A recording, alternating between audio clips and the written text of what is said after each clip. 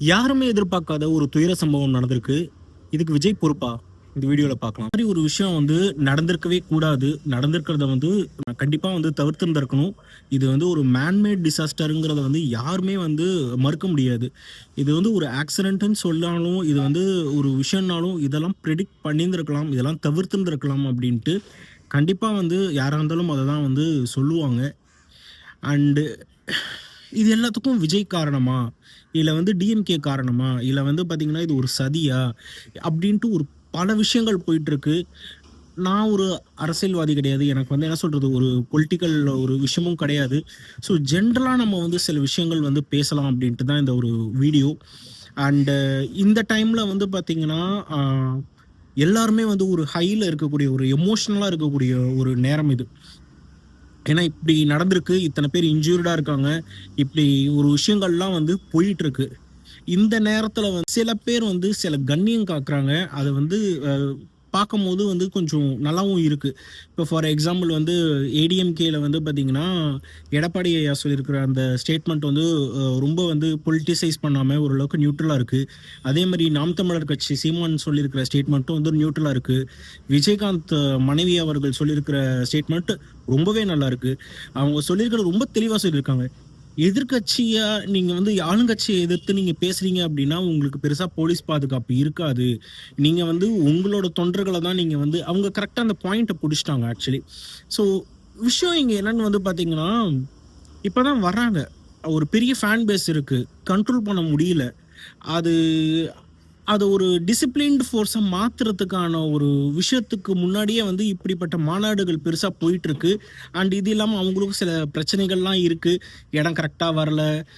சரியான விஷயங்கள்லாம் நடக்கல. இத ஒரு இப்ப எப்படியே சொல்றது, பிளேமிங் ஒரு விஷயம். நானா, நீயா அப்படின்ற ஒரு காரணத்துக்குள்ள தான் போயிட்டே இருக்குங்கிறத தவிர, இதுக்கான சொல்யூஷன் என்ன கேட்டீங்கன்னா, நான் போன வீடியோல விஜயோட ஸ்பீச்லாம் இம்ப்ரெசிவா இருக்குன்ட்டு நான் ஒரு வீடியோ போட்டிருந்தேன். அந்த வீடியோல நான் சொன்ன ஒரு விஷயம் பார்த்தீங்கன்னா, ஓட்டு போடுறப்ப மட்டும் யாருக்கு போடுறோம்னு நெனச்சுக்கோங்க. அப்போ மட்டும் நீங்க அத யோசிங்க. மேபி அதுக்கு ஒரு நாளுக்கு முன்னாடி யோசிங்க. இல்ல அன்னைக்கு யோசிங்க. இல்ல மனசுக்குள்ளேயே வைங்க. நீங்க ஏன் மக்கள் இத்தன பேர் திரளா போய் ஒரு இடத்துல போய் ஒரு தலைவன பார்க்கணுன்ற ஒரு எண்ணம் எப்படி வருது? ஏன் குழந்தைங்கள்லாம் கூட்டு போறாங்க? நான் முன்னாடி ஒரு சில வீடியோக்கள்லாம் பார்க்குறேன். கை குழந்தைய தூக்கிட்டு போறாங்க. சின்ன சின்ன பசங்கள கூட்டு போறாங்க. இ ஒரு நடிகர பார்க்க வரீங்க. எனக்கு அது புரியுது. பட் ஆனா ஏன்? நமக்கு ஏன் அந்த மாரி ஒரு விஷயங்கள் பண்றீங்க அப்படின்றது தான் எனக்கு புரியல. இத்தன பேர் கூட்டமா போய் உங்க சப்போர்ட்ட காட்டணுமா? நீங்க ஒரு ஓட்டு போட்டாலே அது உங்களோட ஒரு பெரிய சப்போர்ட் தான். அவங்க வர்றதுக்கு காரணமே உங்க ஓட்டு தான். நீங்க வீட்ல இருந்து டிவிலயே பார்த்துட்டு போயிடலாமே. அந்த பேட்டிய பார்க்கிறதோ, இல்ல பேசுறத பார்க்கிறதோ நீங்க வீட்ல இருந்தே பார்த்துட்டு போயிடலாமே. எனக்கு ஒரு புரியுது. ஒரு ரசிகன் மைண்ட் செட் எனக்கு புரியுது. கிட்டக்க போய் அவன் பாத்துறக்கூடாதா அப்படின்ற ஒரு எண்ணம் இருக்குங்கிறது எனக்கு புரியுது. ஆனா எப்படி சொல்றது? அங்க போனா இத்தன விஷயங்களையும் நம்ம கஷ்டத்தையும் அனுபவிக்கிறதுக்கு நேரிடலாம் அப்படின்ட்டு பொதுமக்களுக்கும் தெரிஞ்சிருக்கணும் அப்படின்றத தான் சொல்ல வரேன். இத நான் யாரையும் ப்ளேம் பண்ணல. பொதுமக்கள ப்ளேம் பண்றனோ, இல்ல அ அப்படி பண்றனோ இல்ல. நான் என்ன சொல்றேன்னா, ஒரு ஒரு ஐடியாலஜி நமக்கு இருக்கு. இல்ல ஒரு கட்சிக்குள்ள நம்ம போறோம். இல்ல நம்ம ஒரு ஓட்டு போட போறோம்னா, அது ஓட்டு போடுற அன்னைக்கோ, இல்ல ஓட்டு போடுற அந்த நிமிஷத்துக்கு மட்டுமே தான் நமக்கு முக்கியமான விஷயம். மத்த நேரத்துல நம்பள நம்ம இம்ப்ரூவ் பண்றதுக்கான விஷயங்கள் நம்ம பார்த்துக்கிறது தான் கரெக்ட்டா இருக்க முடியும். ஏன்னா, அவங்கள ஒரு பதவிக்கு அ கொண்டு போய் விடுறதுக்கு அந்த ஓட்டு உதவியா இருக்கும். நம்ம ஒரு தலைவன தேர்ந்தெடுக்கிறோம். அவங்க சிஎம்மா இருக்க போறாங்க, இல்ல பிஎம்மா இருக்க போறாங்க, எம்எல்ஏவா இருக்க போறாங்க, கவுன்சிலரா இருக்க போறாங்க, வாட்டெவர். அவங்களுக்குன்னு ஒரு ரெஸ்பான்சிபிலிட்டி இருக்கு. அத அவங்க சரியா செய்ய போறாங்க. செய்யலையா, அடுத்த இதுல வரும்போது வேற யாரையாவது மாத்த போறோம். இதுக்கு மட்டும் தான். அத தாண்டி மத்த நேரத்துல நம்பள நம்ம எப்படி பாத்துக்கிறதுங்கிறது தானே ஒரு தனி மனித ஒரு விஷயமா இருக்கும். அத தாண்டி நம்ம ஒரு எக்ஸ்ட்ரார்டினரியா ஒரு விஷயத்துல நம்ம ஈடுபடுறது எந்த விதத்துல கரெக்ட்டா இருக்கும். அதுக்கு கட்சி தொண்டர்கள் இருக்காங்கன்னா, ஓகே. அத்தன பேருமே கட்சி தொண்டர்களா? வந்தவங்க இல்ல. எல்லாமே பொதுமக்கள் வந்திருக்காங்க. விஜய பார்க்கணும்னு வந்திருக்காங்க. ஒரு வீடியோ பார்த்தோம். ஒரு கைக்குழந்தைய கூட்டு விஜய் கிட்ட பேர் வைக்கணும் அப்டின்ட்டு நான் நெனச்சு வந்தேன் அப்டின்ட்டு ஒருத்தர் நண்பர் சொல்லியிருந்தாரு. அந்த கூட்டத்துல கைக்குழந்தைய கூட்டு போயி பேர் வைக்கிறதுக்கு தள்ளிட்டு கொண்டு போய் காட்ட முடியுமா? யோசிங்க. அதே மாரி ஒரு சின்ன பையன் மரத்து மேல நின்னுட்டு வீடியோ போடுறான். எல்லாரும் எனக்கு கீழ தான் இருக்காங்க அப்டின்ட்டு. ஸோ இந்த மாரி வீடியோக்கள்லாம் தேவையா? இந்த மாரி விஷயங்கள்லாம் தேவையா? அந்த ஃபேனோட மைண்ட் செட் எனக்கு புரியுது. பட் இருந்தாலும் அத நீங்க வந்து டிவிலயே பாருங்க. நீங்க வந்து இத்தன பேர் நீங்க போய் உங்க சப்போர்ட்ட காட்டணும் அப்படின்ற அந்த உணர்வு வந்து, ஆ எனக்கு எந்த அளவுக்கு கரெக்ட் அப்படின்றதும் எனக்கு புரியல.